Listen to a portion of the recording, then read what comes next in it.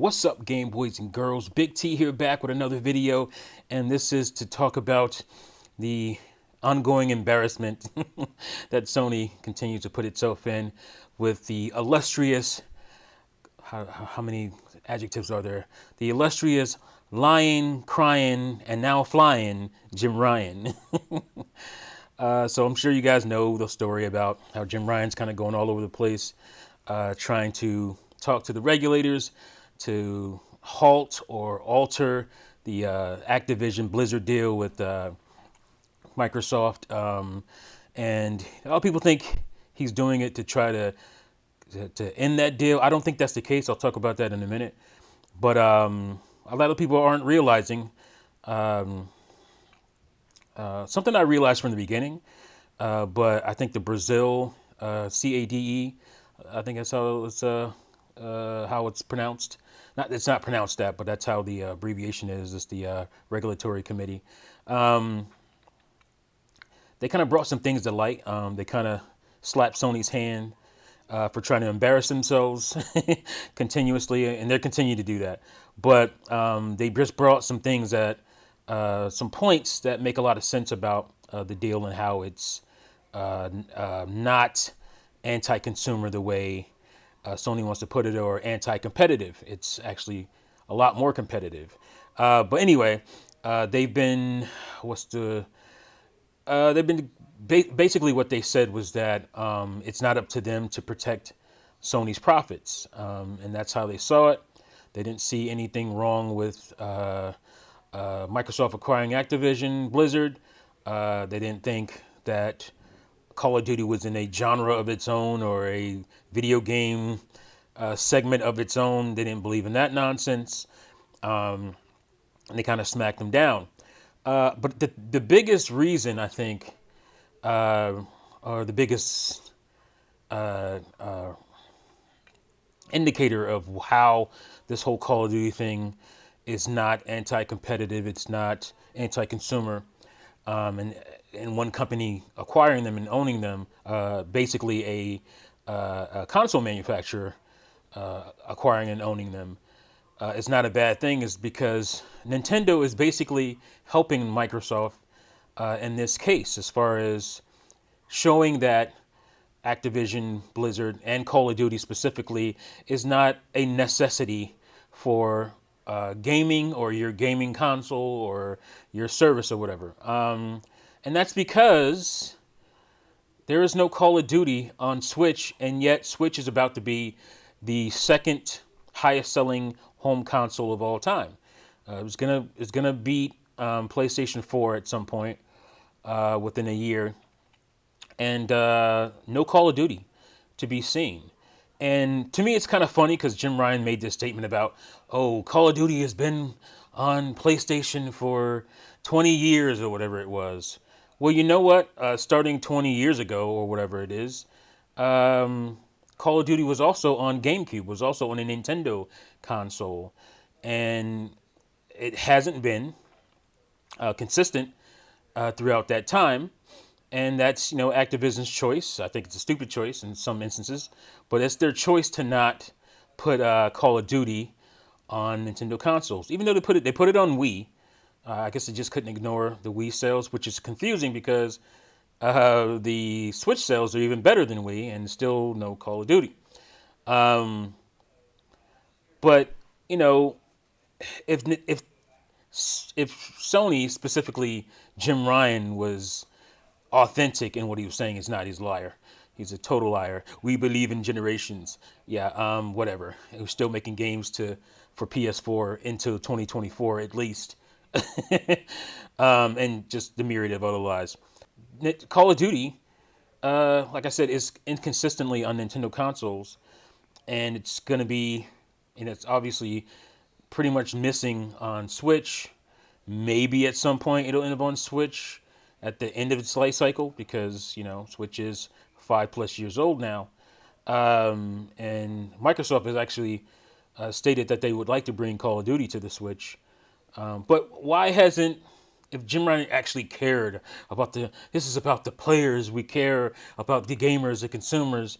If they cared about the gamers and consumers, why weren't they advocating for Call of Duty to be on Switch or Wii U. Call of Duty did get a couple of Wii U games. Uh, I think I can't remember anymore. There's so many Call of Duties, but there's two Call of Duty games on Wii U, and they stopped, and they put none thus far on the Switch, which is a popular console. Why wasn't Jim Ryan running to regulators saying, "We believe in competition and games should be on every console, so why isn't Call of Duty on Nintendo?" If he really cared, no. This is about him and Sony's bottom line, and that's it. That's all they care about. And so, getting back to the point where I think, he doesn't expect to actually stop this deal. I think his goal is for concessions, and if you don't know what that means, it basically means, yes, you get to have Call of Duty, Activision, all that, Blizzard, but you have to follow these specific set of guidelines. So basically, Sony is probably asking for more years of Call of Duty, so they can prepare their what do you call them, games as a service games, because they have like 10 in the works or whatever, and waiting for those to come through so they can, then offset some of the losses they will incur from Call of Duty not being exclusive, but going to Game Pass. They're really afraid of Game Pass, and it's just funny because, a lot of people, mostly on the Sony side, Sony gamers, were saying that it's a flop, it's not going to do well, it's blah blah blah, this and that, but yet Sony is definitely, and I mean definitely, frightened by Game Pass, and it's very obvious, because they talk about it in their, in their arguments against Microsoft acquiring it. So it's funny to me that Nintendo is actually coming to the rescue here, because that is the argument. That's the shut down everything argument. Is that there's no Call of Duty. There's a few Activision games here and there. There's like Crash and whatnot. But Call of Duty is in a genre of itself, and you need it, or you just can't be competitive, which is totally exploded and destroyed by the fact that there's no Call of Duty on the Switch, and the Switch is 112 million plus strong, and growing and continuing. It outsells the next gen, current gen consoles, being Xbox Series X and PlayStation 5, with no Call of Duty. So your argument is already destroyed right there. Nintendo was able to compete without having Call of Duty, and Sony should be able to too, because from all I hear all the time is how high quality Sony's games are.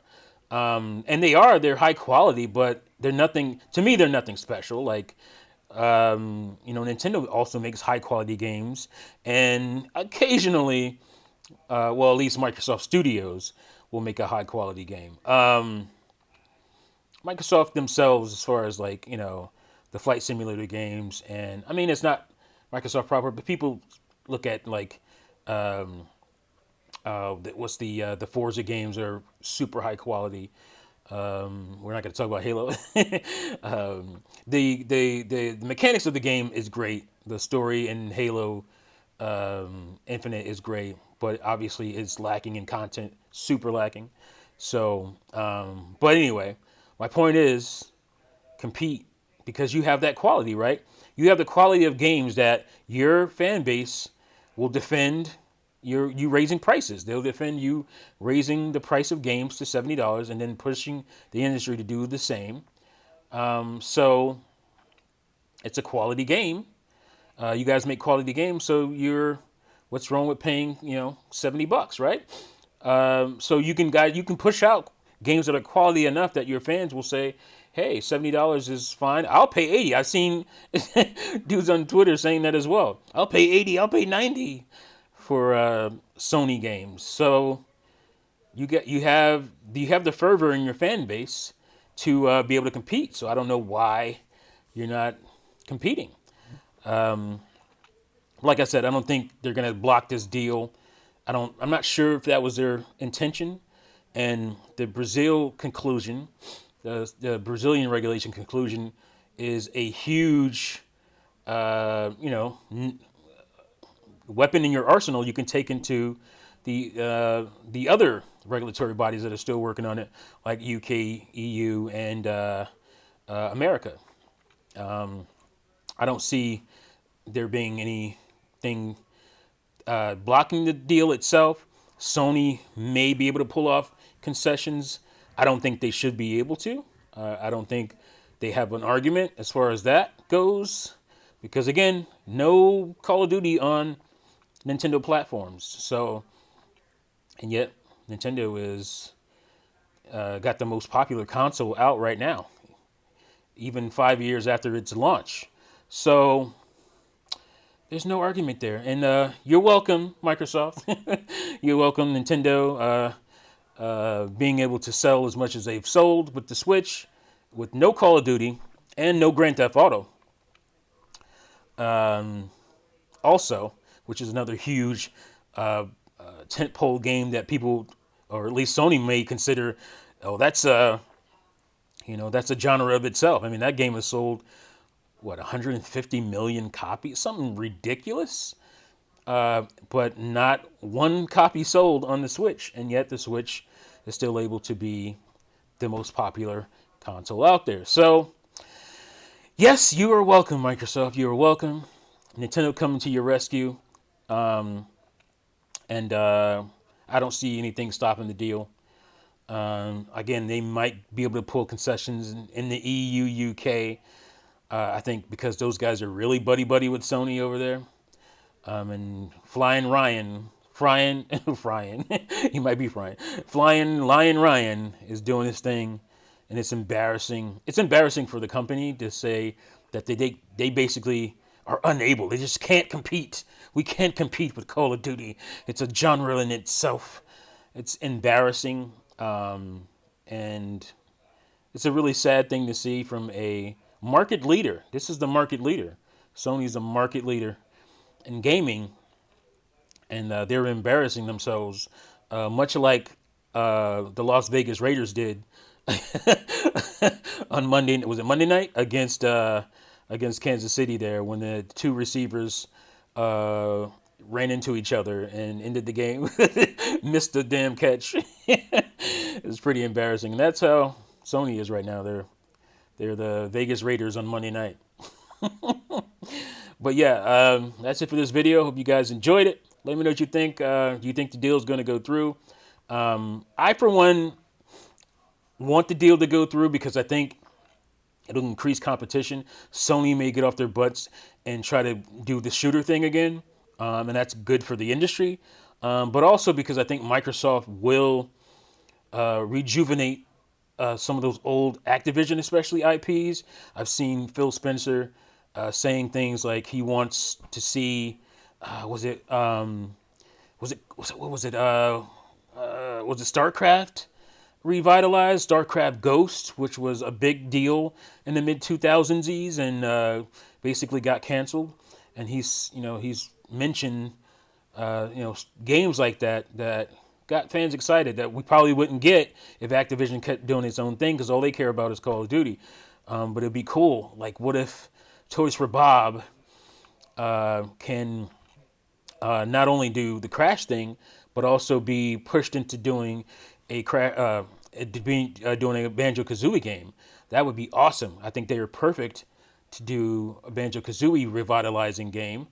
Bring that franchise back. A lot of fans want that. I think that'd be great.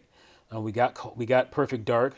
We had at one point we had Killer Instinct. They seem to have forgotten about that game, that franchise. It'd be great for them to bring back Banjo-Kazooie, because that's what I really want, and maybe even some other stuff. But yeah, that's it for this video. Let me know what you guys think in the comments below. Nintendo to the rescue. You're welcome, Microsoft. Thanks for watching, and see you fools next time. Peace out.